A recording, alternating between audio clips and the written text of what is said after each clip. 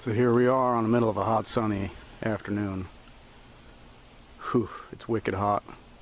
Just about getting wicked dry again. And I'm gonna go ahead and start making up a bucket batch of compost tea in this dark green bucket. I start by cleaning it, and after I'm done cleaning it, I'm fairly sure and reasonably certain that the top and the inside are all sanitized to some degree. We're going to start over with some new microorganisms. But these microorganisms are going to come from my surplus of amends that I like to use. I'll show them to you here. In particular, I like the garden tone. It's all organic. It's fortified with some other things that I like to have in my garden. Non-plant food ingredients. I don't know if y'all could read that, but it talks about, in particular, 3 different types of bacterias that like to do their thing in the soil, like to help our plants to live. And it doesn't take a whole lot of this stuff. The nutritional assay is there on the left side as well.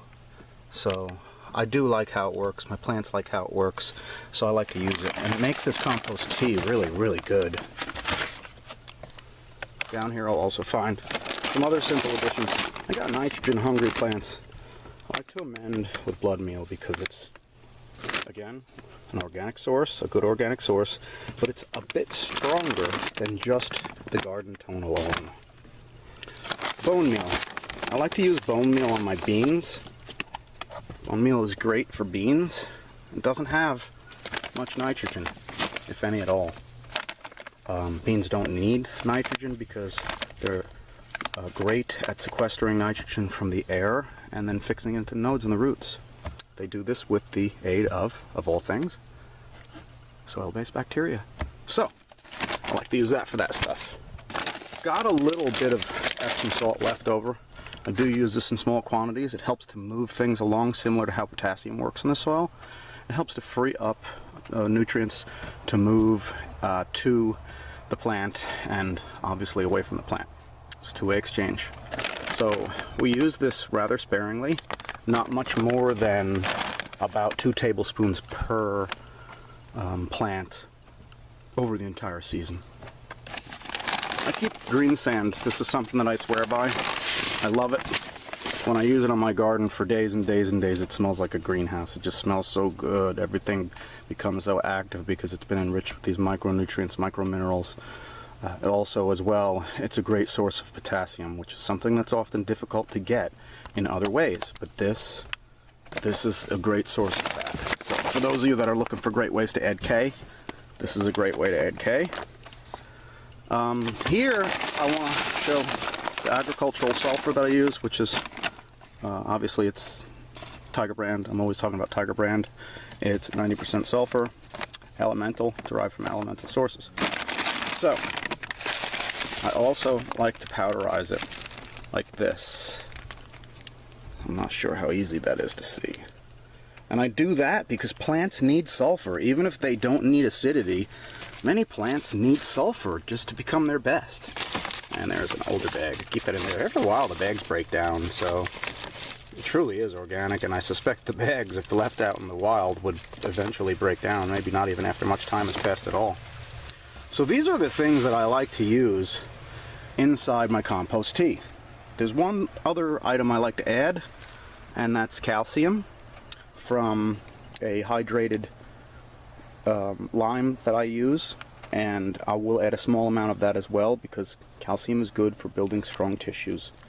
And plants need it, humans need it, animals need it, everything needs it. So we'll be adding that as well. But this is a pretty quick rundown on what we use and what is going to be added to the stocking here today. Okay folks, so we shifted to the inside of my shop, my farm, where you can see I've got a mason jar and hydrated lime. I'm just going to take a small amount of this hydrated lime, give y'all an idea how pure it looks. Very, very clear, very white material. And this is going to go inside the stocking as well. Quite possibly not this much. I don't want to alkalinize it. I want to leave a stable pH that the plants can appreciate. And I don't grow that many alkaline plants outside of my asparagus, to some extent, my broccoli, And gosh, what else? Oh, flowering plants and things like that don't count. So we're talking about growing food right now. Okay, there you have it.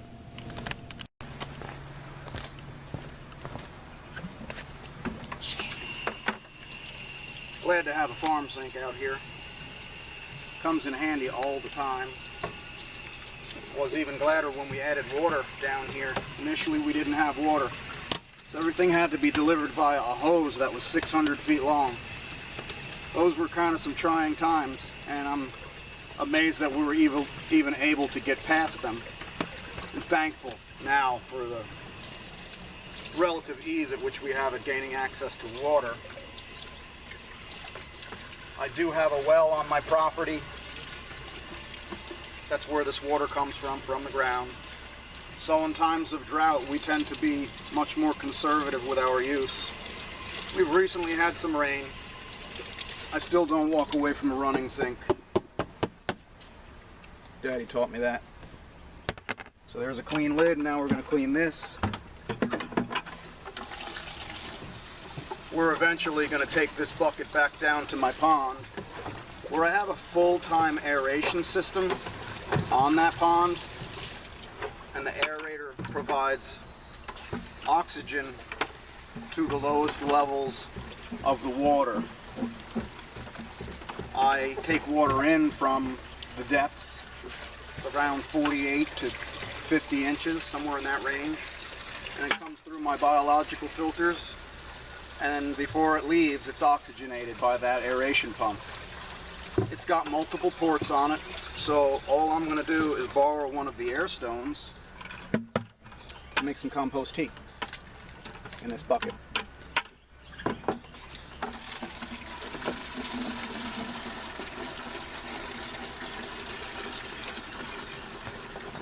I am going to put about 2.5 gallons of water in there.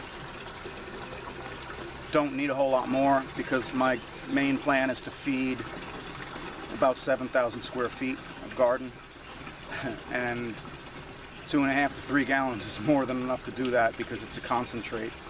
And I'll feed my plants directly with one ratio, and then I'll feed my wood chips with another ratio that's got a little bit more tea in it. But once I'm satisfied that the tea is completely made up, usually between maybe 2 and 3 days. It happens quick. It doesn't take a long time. I mean, I'm putting vital cultures in there. I'm putting stuff that it's more than happy to start to do its thing in the water. And when we oxygenate it, we're going to embellish the beneficial bacteria over the less aerobic, non-beneficial bacteria. There are times when we want both. We need aerobic and anaerobic. We need positive gram and negative gram bacteria within our soils and at or near our plants for them to grow and thrive. Some of the symbiotic relationships shared between fungi, mycorrhizal rhizomes in particular, and your plant, they actually require both types of bacteria to facilitate their mode of action. So if we only had one present, then we sort of have a log jam for that one particular portion of the job that is supposed to be happening as a result of the symbiotic exchange of nutrients and oxygen and carbon dioxide and all those things. Believe it or not, folks, plants, they share a lot with decomposers even while they're living. Not to get too diverted from what we're here to do today, I'm going to go ahead and start gathering nutrients to put into this, but not into the water. No, it's going to go in a stocking. And I'd like to mention that Mother Nature, she doesn't mix anything up, she layers it. When a storm comes and she washes everything down with copious amounts of water, that causes things to erode one layer at a time. And those layers then in turn create new one layer at a time layers. Some of them are conjugations, mixtures of more than one type of component or chemistry or mineral or nutrient, and some of them might have less. In the case where we see high concentrations of things like lime in the ground, obviously that was a massive solution of lime that somehow got deposited. The same thing goes for diatomaceous earth. We find vast deposits of diatomaceous earth up near the Great Lakes in the United States and areas around there, from what I understand. I could be wrong, y'all northerners could correct me if you want, but anyway, there's just lots of these diatoms packed on top of each other, and they can be moved with a payload of scooping buckets at a time. So Mother Nature does tend to layer things. She doesn't tend to mix things so precisely. I'm gonna mix my stuff. So I want this concentration to be easy access within the water, within the jug. I want the bubbles to flow through it and all of it. I don't have time to shake it or stir it. I really don't. So I'm just gonna mix it up. I'm gonna use a mason jar. I'm gonna mix it up. We'll put it all in there. I'll talk about the ratio real quick. We'll put it all in there. We'll turn it over into the stocking, drop it in the stocking, and into the bucket it'll go. Then we'll take a trip down to the pond where I have an air stone. I'll drop the air stone through the lid into the bottom of the bucket, and we wash our hands. We're complete. And that will basically be it in a nutshell. I might check on it once a day over the next 2 days, and then on the third day probably claim it and start to use it. Around my plants I'll use 1 to 2 tablespoons max per gallon. I may foliar feed if it's cool. If the sun isn't blazing hot, fat chance of that happening.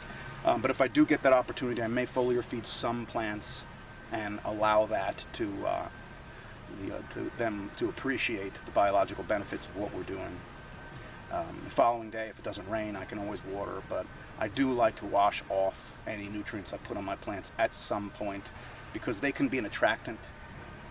Whiteflies are known to be attracted to high concentrations of nitrogen. Even something as simple as fish oil diluted down to a very light concentration can attract them. It really can.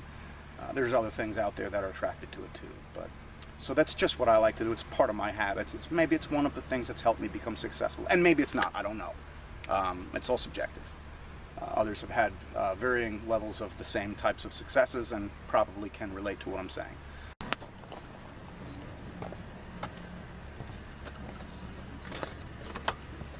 Okay folks, so just a word of caution before we get started here. If y'all are allergic, have any allergies to some of these odd smells that might come out of handling these very powdery and dusty nutrients, amendments, if you have a problem with that, by all means, go get your COVID mask, put it on, wear it. I've got a little breeze at my back, kind of hard to believe. It's stifling. I mean, it's so hot right now. Back was roasting through the shirt I was wearing. It gets really hot here. Plants feel it. I've got some plants that are stressed out as a result of it right now. So everything is scalar, and where we might suffer in some area, more often than not, we prosper in another area. So I can count on my efforts keeping things lush and resistant to drought stress. Solar intensity is a completely different animal, especially the folks that are up in the Pacific Northwest experiencing what we're getting right now. It's pretty intense, and my heart goes out to those people. I have some friends, some followers I like to consider to be friends that live over there, and they've told me some horror stories about how tough it is growing, how tough it's to grow when the sun is so intense. We're making it work right now, but I don't know how long this is going to continue for. If the intensity shifts to here, we'll certainly be at the mercy of it. Some of these things that I'm doing help to reinforce the plant's ability to resist the heat and the stress from the heat and the stress from the solar intensity. We want to do that. We got to do that. I mean, I'm just a custodian here. I'm just giving the plants what they need. I'm not doing anything fancy or trickery. It's not witchcraft. It's just taking these nutrients that I know they like and need to become strong at what they do, and then making sure that they don't dry out completely or for too long. So this is where we're at right now. Behind me, I went and I got this mason jar. Everybody knows Ball. It's a Ball mason jar. I don't work for them. I'm not advertising for them, but I certainly do use them. I'm going to take 1 single tablespoon of this hydrated lime, drop it in there. Yeah, it's not much. Wrong lid. I don't need a whole lot. I really don't. I'm not trying to feed my whole entire estate, and I'm not trying to lend a high concentration of this stuff to any one area. This is just something that I'm going to do 1 or 2 times over the course of the hot summer to help these plants resist these natural forces. Even for as far as the garden tone goes, it's going to be relatively small. I'm going to use about 1 of these topped off. So we'll get a couple of the other things in. Y'all saw me use just 1 of these. I'm going to counter it and balance it with some sulfur. Most all, like I said, my plants are acid loving. My blueberries are acid loving. This isn't going to be a detriment to any of them. Plus the wood chips are going to buffer it back towards neutral. I'm not concerned in the least. I'm going to be feeding tomatoes and peppers because tomatoes and peppers are coming in right now. And just so y'all know, the sun was cooking my camera, so I can't afford to replace it, so I covered it with a shade. And it's doing its thing, so hopefully we'll be spared. Same with this. I'm going to keep it simple. I'm really just going to add one of these. That's all I need to add. I don't need a whole lot. I can make more of this. It is really cheap and really easy to make once you've made it a time or two. We'll add a little K. And by K, I mean no more than a tablespoon. And right now this stuff might seem like it's 1-to-1 ratio. It is, and it will be until I add the garden tone and the magnesium.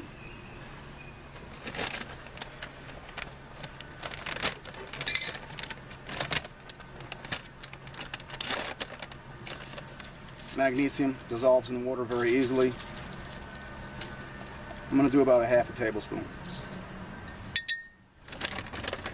Ratios will balance out once I put the garden tone in. But this is the one that I'm going to put in with a caution statement. Bone meal. This shouldn't go in your lungs. Y'all don't just lap this stuff up into the lungs. It's not really that good for you to do that. But it's an excellent source of phosphorus. Hey, it says so right on there. Because it's bones. Okay. Wind is blowing, I'm grabbing it. And yes, I'm taking a tablespoon of that. Closing it up, trying not to breathe it. Hasn't killed me yet. And now for the real money maker. I add it last because it takes a little shaking, and then I look, and much of what I put in here is already in here. There's one, not exactly topped off, so I'm going to give it just a little bit more. I'm not sure if you can see that. Really equal to about one huge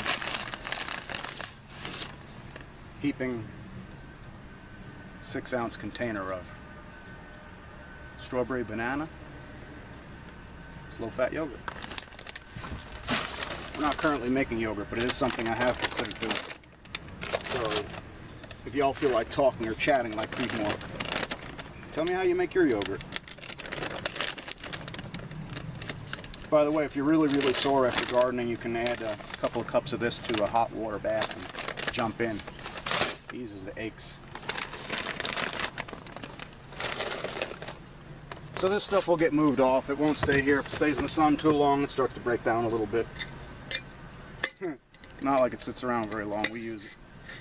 I'm going to shake this up. Don't leave it closed. We don't want any violent reactions to happen. And the dust will settle. And even when you look in here, you'll see physics layers things too. The biggest granular portions of the garden tone are sitting on top. Everything else that's been finely mixed is on the bottom. Some bone meal floating in the air in there. We'll let that sit. It's going to go in a stocking, which we'll then take down to the pond. Now we have a stocking, and we're going to go ahead and redeposit this. It's mostly settled out. I'm still on the other side of the wind. After we do that, we'll wash up, because the next part's not so dirty. That's pretty much it. I just, well, do kind of like that. Turn it over. Makes a little bit of a mess, but we don't care. The dust blows away from me. Close it up. I'm going to loosely tie it in a knot. And that's about it. It's not a whole lot. It really isn't. But what it is going to dissolve to some extent. I've got my 2 to 3 gallons of water in here. It's going to go in, and I'm going to tie this in a little loop right there like that. Hopefully you can see that on the camera. That's going to keep it from going in too deep. As I lift that up and lid it, it'll stay in there.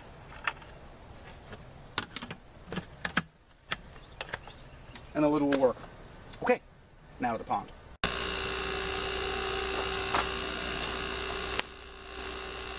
Okay folks, so here we are down at my pond, and this is the business end of my filtration system. I have 3 biological containment filter canisters here, and there's 3 on the opposite side. The water flows into them, flows through media that's been impregnated with certain bacterial cultures, and those bacterial cultures help to convert ammonia into nitrites, nitrates, and the things that are beneficial to the environment. But it doesn't do everything just by having bacteria. We also need to oxygenate to help embellish those aerobic forms of bacteria.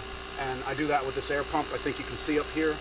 It has a multi-port adapter on it to give air to 4 of these tanks. 4 of these tanks have aerobic bacteria, and 2 of these tanks have anaerobic bacteria. It's a mixture of the 2. I cycle it that way. It gives me a nice clean pond when I have water and when I'm not in a drought. My fish seem to like it, so I'm going to keep doing it. But in any event, what I'm going to do is I've already removed this from the number 2 tank. It's an air stone that has a little weight on it. The ones that are in the bottom tanks are actually larger than this, even bigger. They're kind of impressive in size.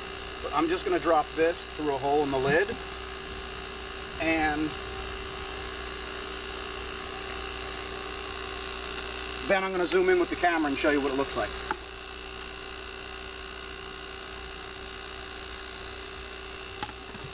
So the lid stays on there because I don't want other critters getting in there, and I don't want rain getting in there and filling it up.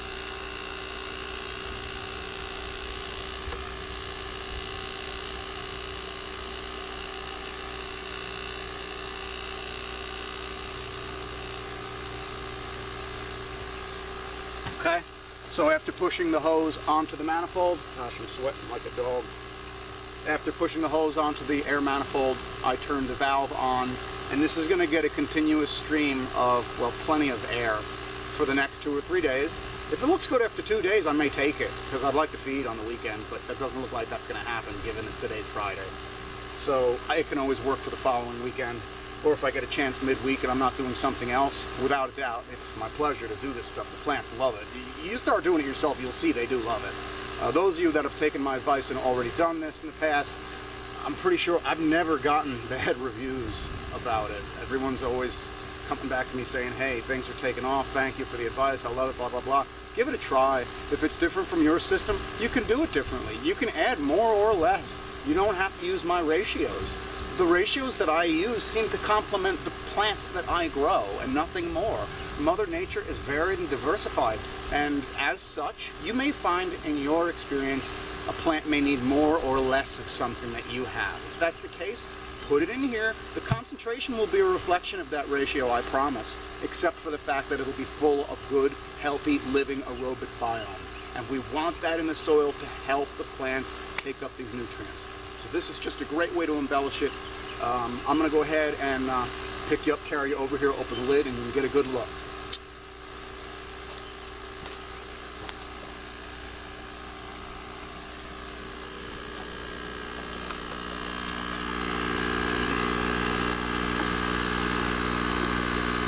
Plenty of oxygen. And that's basically it. Gets a little bit darker over a few days. And one of the reasons I always suggest to use clear water is because I like to apply it for my plants. Even though I often will put it in a pressure pump sprayer, I also like to put it in a little ortho sprayer that works with my water, because then I can ratio it out and just kind of water the soil or drench the soil or feed a plant's roots or feed a tree's roots or feed a shrub's roots. You name it, this stuff is going to be good for it. Alright, so you're not going to see Creedmoor's face again because he's hot and sweaty. So if you like what you see, if you like how it looks, if you too enjoy healthy bass ponds, please like and subscribe. Help me reach more people. Thanks for watching.